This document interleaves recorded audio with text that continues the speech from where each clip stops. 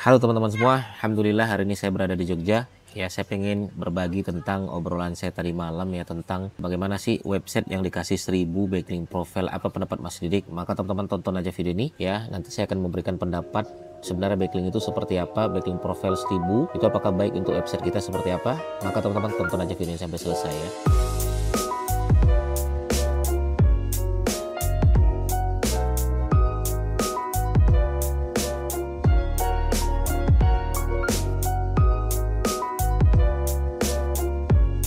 Oke, baik teman-teman sekalian. Kadang ada kebiasaan-kebiasaan orang-orang gitu kan.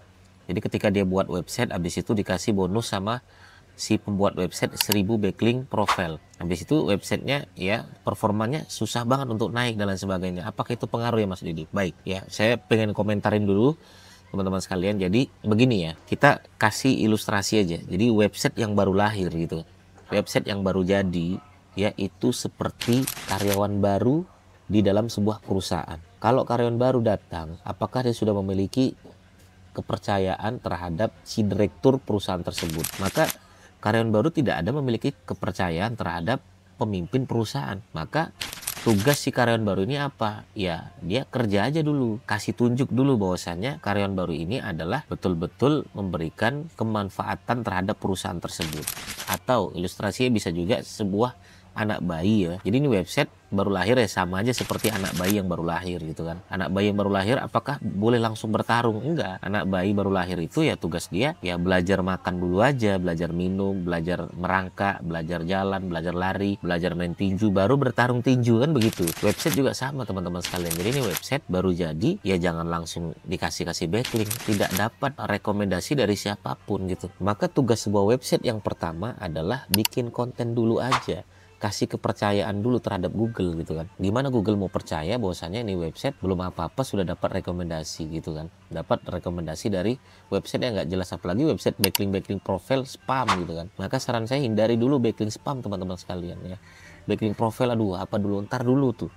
Maka website ini mirip seperti media sosial saat ini. Kalau website jadi, tugas dia adalah bertanggung jawablah dengan membuat konten di dalam website tersebut. Sama kalau kita punya channel YouTube, tugas kita adalah bertanggung jawablah dengan channel YouTube kita untuk membuat konten. Kalau kita punya akun Instagram, bertanggung jawablah dengan akun Instagram kita untuk membuat konten di akun Instagram tersebut. Website juga sama, kalau kita sudah membuat website, bertanggung jawablah dengan website tersebut membuat konten di dalam website tersebut. Konten dulu teman-teman sekalian. Sehingga kalau nanti lalu lintasnya sudah mulai sehat ya, Google juga sudah kenal dengan website kita, baru misalnya saya bikin konten tentang kesehatan ya, rutin gitu, baru kita minta website orang lain untuk merekomendasikan website saya bahwasanya saya adalah ahli kesehatan misalnya. Kalau seperti itu percaya nggak orang? Percaya. Kenapa? Karena konten yang saya bangun sudah ada. Ibarat kata begini, saya dapat rekomendasi dari Raffi Ahmad misalnya, atau dari artis ternama bahwasanya saya adalah seorang ahli di bidang SEO. Orang percaya nggak? Percaya. Kenapa?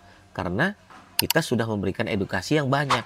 Saya tiap hari 2800 konten yang saya bangun, 7 tahun saya ya bikin konten rutin dan lain sebagainya. Ya orang percaya. Datanglah backlink tadi, orang percaya. Tapi tiba-tiba misalnya, anggaplah Pak Prabowo bilang, itu loh ahli ekonomi dunia namanya Mas Didi. Saya dapat backlink begitu. Sementara saya nggak pernah ngomongin ekonomi. Saya nggak pernah dapat prestasi ekonomi. Saya juga belum pernah bikin konten ekonomi dan lain sebagainya. Tiba-tiba dinobatkan sebagai ahli ekonomi dunia. Bumerang nggak bagi saya? Bumerang. Malah bahaya. Awal mulanya orang percaya, tapi lama-lama percaya jatuh teman-teman. Sama website yang dikenal kosong, website tersebut konten nggak ada, kosong, baru lahir. Tiba-tiba dapat rekomendasi, maka tidak tepat teman-teman sekalian ya. Itu kalau kita cerita masalah konten ya di dalam sebuah website. Nah sekarang bagaimana kalau konten tersebut dikasih profil backlink sebanyak 1000? Apakah Mas Didik setuju? Saya termasuk nggak setuju teman-teman sekalian. Bagi saya backlink ini adalah cara terakhir setelah kita membuat konten rutin, setelah kita bikin lalu lintasnya sehat dulu. Jadi backlink ini adalah cara terakhir, bukan cara pertama. Jadi website lahir jangan langsung dikasih backlink, nggak cocok. Sama lah anak baru lahir, masa disuruh latihan tinju?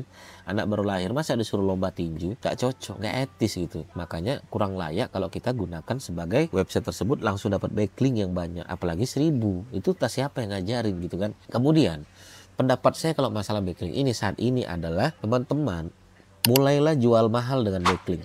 Saya tegaskan sekali lagi, mulailah jual mahal dengan backlink. Kenapa?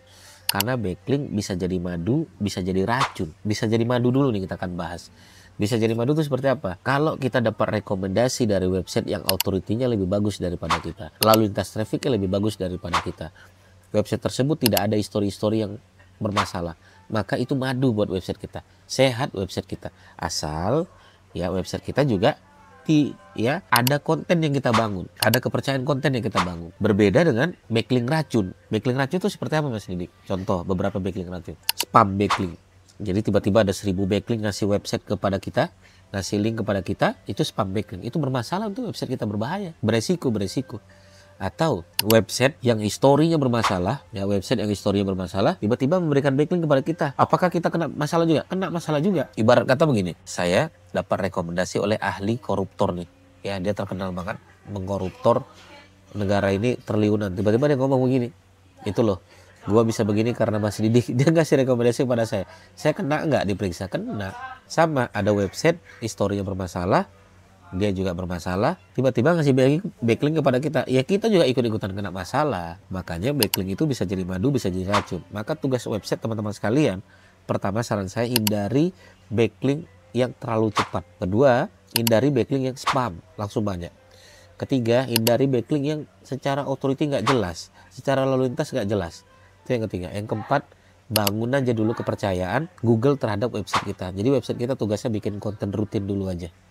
Ya, lakukan itu 3 bulan, 4 bulan. Nanti lalu lintas sudah sehat, baru teman-teman boleh ngobrol masalah backlink. Begitu ya. Kalau teman-teman bingung, boleh nanti tanya WA saya, boleh DM saya, boleh gitu ya.